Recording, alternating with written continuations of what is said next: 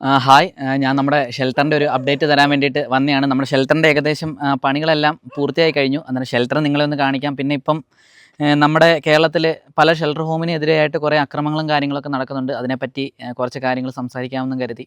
ഏതായാലും ഷെൽട്ടർ ഞാൻ നിങ്ങളെ ഒന്ന് കാണിക്കാം. ഞാൻ വളരെ കുറച്ച് ഡോഗ്സിനെ മാത്രമേ ഇങ്ങോട്ട് കൊണ്ടുവന്നിട്ടുള്ളൂ. കാരണം പണി ഇന്നലെ കഴിഞ്ഞിട്ടേ ഉള്ളൂ. അതുകൊണ്ട് പണി സാധനങ്ങളൊന്നും കൊണ്ടുപോയിട്ടില്ല. വളരെ കുറച്ച് ഡോഗ്സിനെ മാത്രമേ ഇങ്ങോട്ട് കൊണ്ടുവന്നിട്ടുള്ളൂ. ഇതാണ് നമ്മുടെ ഷെൽട്ടറിൻ്റെ ഷെഡ്. അവിടെ ഈ ഗേറ്റ് കെട്ടിയേക്കുന്ന ഭാഗം പാരലൈസ്ഡ് ആയിട്ടുള്ള ഡോഗ്സിന്, അതായത് ബാക്ക് ഭാഗം തളർന്ന് കിടക്കുന്ന ഡോഗ്സിന് വേണ്ടിയിട്ട് സെറ്റ് ചെയ്തിരിക്കുന്നതാണ്. ഇവിടെ കുറച്ച് കേജസ് ഉണ്ട്. പിന്നെ ഉള്ളത് ഇവിടെ തണൽ മരങ്ങൾ ഇല്ലായിരുന്നു. അങ്ങനെ മരങ്ങളൊക്കെ നമ്മൾ വെച്ച് പിടിപ്പിച്ചിട്ടേ ഉള്ളൂ. ഇനി അതൊക്കെ ഒന്ന് ഓക്കെ ആയിട്ട് വരണം. അന്നേരം പിന്നെ നമ്മുടെ ഇവിടെ പുതിയൊരു ആൾ കൂടെ ഉണ്ട്. നമ്മുടെ കുഞ്ഞുങ്ങളെ നോക്കാനായിട്ട് നമുക്ക് ഒരാളെ കിട്ടിയിട്ടുണ്ട്. കുറച്ച് പേർക്കൊക്കെ ചേട്ടനെ അറിയായിരിക്കും. ചേട്ടൻ്റെ പേര് അയ്യപ്പൻ എന്നാണ്. ചേട്ടൻ്റെ സ്ഥലം കൊല്ലം ശാസ്താംകോട്ടയിലാണ്. ലേസ് മീഡിയയിലല്ലായിരുന്നു ചേട്ടൻ്റെ ഒരു വീഡിയോ. ചേട്ടനൊരു സൈക്കിളിനകത്ത് അബി എന്ന് പറയുന്ന ഒരു ഡോഗിനെയും കൊണ്ട് നടന്നിരുന്ന ഒരാളാണ്. അന്നേരം ചേട്ടനെ ഇപ്പം നമ്മൾ ഒരുപാട് ഡോഗ്സിനെ ആളുകൾ ഉപേക്ഷിക്കുന്ന പോലെ തന്നെ എല്ലാവരും ഒരുപാട് പേരുണ്ടെങ്കിൽ പോലും ആരും ഇല്ലാത്തൊരവസ്ഥയിൽ നിൽക്കുന്ന ഒരു ആളാണ് ചേട്ടൻ. അങ്ങനെ ചേട്ടനെ നമ്മളിങ്ങോട്ട് കൊണ്ടുവരികയായിരുന്നു. ചേട്ടന് എത്ര 3 ഡോഗ്സ് ഉണ്ടായിരുന്നില്ലേ? 3 പേരുണ്ട്. 3 പേരെയും നമ്മളിങ്ങോട്ട് തന്നെ കൊണ്ടുവന്നു. അതുകൊണ്ട് നമ്മുടെ ഷെൽട്ടറിലുള്ള ആ ഒരു ചെറിയ വീട്ടിലാണ് ചേട്ടൻ്റെ താമസവും കാര്യങ്ങളൊക്കെ.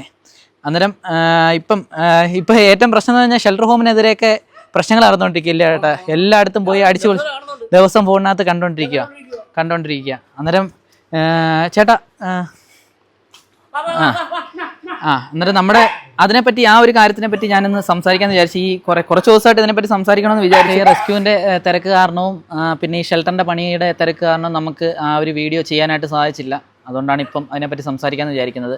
ഇപ്പം ഞാൻ ഉൾപ്പെടെയുള്ള വ്യക്തികൾ, അതായത് റെസ്ക്യൂ ചെയ്യുന്ന ആളുകൾ ഈ ഷെൽട്ടർ ഹോമുകൾ നടത്തേണ്ടതിൻ്റെ ആവശ്യം എന്താണെന്ന് വെച്ച് കഴിഞ്ഞാൽ, ഇപ്പം നമ്മൾ റെസ്ക്യൂ ചെയ്യുന്ന ഒരു ഡോഗിനെ കൊണ്ടുപോകാനായിട്ട് ഗവൺമെൻറ്റിൻ്റെ ആണെങ്കിലും അല്ലെങ്കിൽ മറ്റേതെങ്കിലും വിധത്തിലായിട്ടുള്ള ഒരു സ്ഥലങ്ങളും അവൈലബിൾ അല്ല നമ്മുടെ നാട്ടിൽ. അന്നേരം നമ്മൾ ഈ ആക്സിഡൻറ്റ് പറ്റിയതോ അല്ലെന്നുണ്ടെങ്കിൽ ആരെങ്കിലുമൊക്കെ ഉപേക്ഷിതമായിട്ടുള്ള ഡോഗ്സിനെ നമ്മൾ വേറെ എങ്ങോട്ടാണ് കൊണ്ടുപോകേണ്ടത്?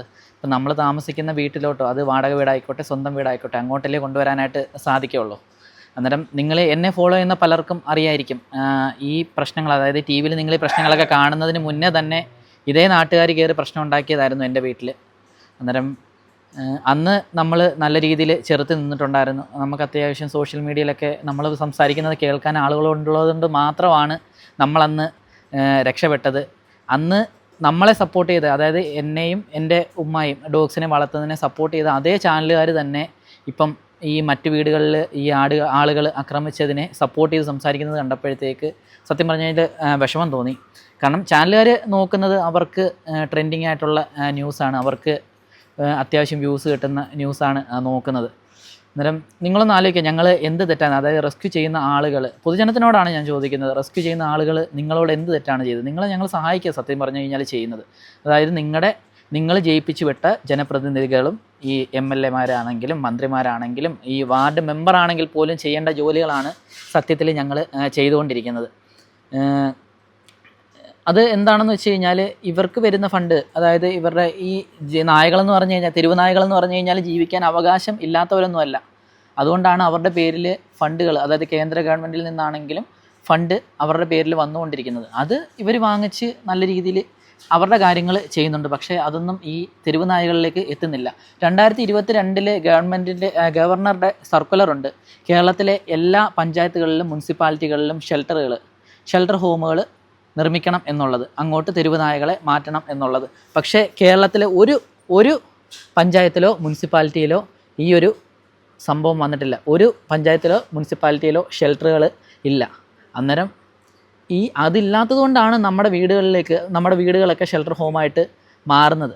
ഇപ്പം ഞാനിപ്പം വാടക വീട്ടിലായതുകൊണ്ട് ഇപ്പം ഇത്രയും പ്രശ്നങ്ങളുണ്ടായതുകൊണ്ട് എനിക്ക് മറ്റൊരു വാടക വീട് നോക്കിയിട്ട് എനിക്ക് കിട്ടിയില്ല. അതുകൊണ്ടാണ് ഇപ്പം എന്നെ ഒരുപാട് പേര് സപ്പോർട്ട് ചെയ്യാനായിട്ട് മൃഗസ്നേഹികൾ ഉള്ളതുകൊണ്ടാണ് നമുക്ക് ഇങ്ങനെ ആണെങ്കിൽ പോലും ചെറിയൊരു ഷെൽട്ടർ ഹോം ഉണ്ടാക്കിയെടുക്കാനായിട്ട് സാധിച്ചത്. അന്നേരം ഒന്ന് ആലോചിക്കേണ്ട കാര്യമുണ്ട്.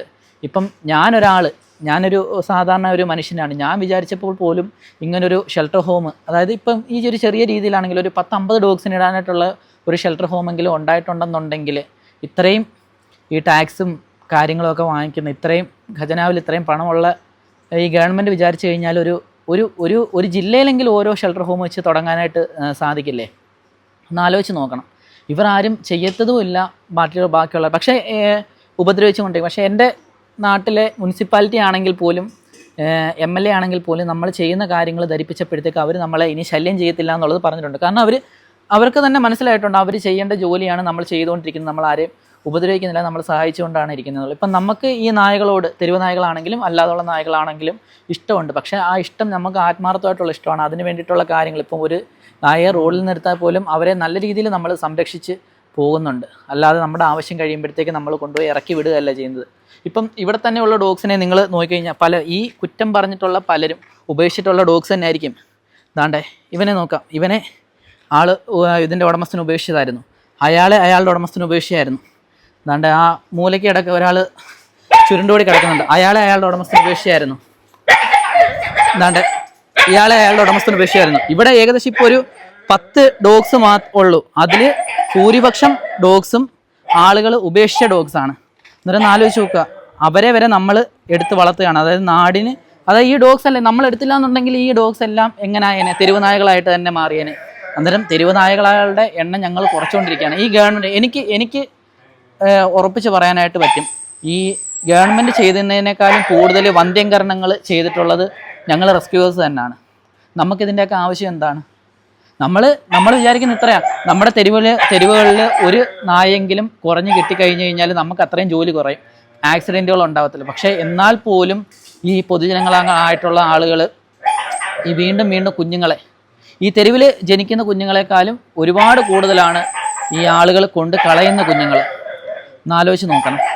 അന്നേരം ഇതെല്ലാം അതായത് സത്യം പറഞ്ഞ നമുക്കൊരു പ്രതിഫലമോ കാര്യങ്ങളോ ഇല്ലാതെ നമ്മളിതൊരു ജോലി പോലെ തന്നെ, ഇപ്പം ജോലി ചെയ്യുന്നവർ പോലും ഇത്രത്തോളം കഷ്ടപ്പെടുന്നുണ്ടോ എന്നുള്ളത് എനിക്കറിയത്തില്ല. ഞാനൊക്കെ എന്ന് പറഞ്ഞു കഴിഞ്ഞാൽ വെളുപ്പിന് 3 മണിക്ക് 4 മണിക്കാണ് വീട്ടിൽ കയറുന്ന റെസ്ക്യൂവും കാര്യങ്ങളൊക്കെ കഴിഞ്ഞിട്ട്.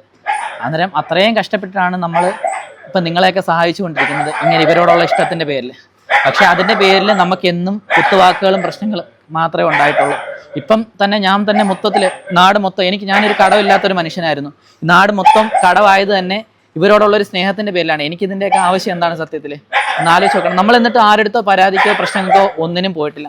അന്നേരം നിങ്ങൾ ചിന്തിക്കുക, ഇപ്പം നിങ്ങൾ ഞങ്ങളെ സഹായിക്കണമെന്ന് ഒരു നിർബന്ധമില്ല, പക്ഷേ ഉപദ്രവിക്കാതിരിക്കുക. എനിക്ക് അത്ര മാത്രമേ പറയാനായിട്ടുള്ളൂ. ഇനിയും കുറച്ച് കാര്യങ്ങളൊക്കെ പറയാനായിട്ടുണ്ടായിരുന്നു, പക്ഷേ എല്ലാം സത്യം പറഞ്ഞാൽ നല്ല വിഷമമുണ്ട് ഇങ്ങനെയുള്ള കാര്യങ്ങളൊക്കെ കാണുമ്പോഴത്തേക്ക്. അന്നേരം ഭാവിയിലുള്ള വീഡിയോസിനകത്ത് ഞാനത് പറയാം. Thank you.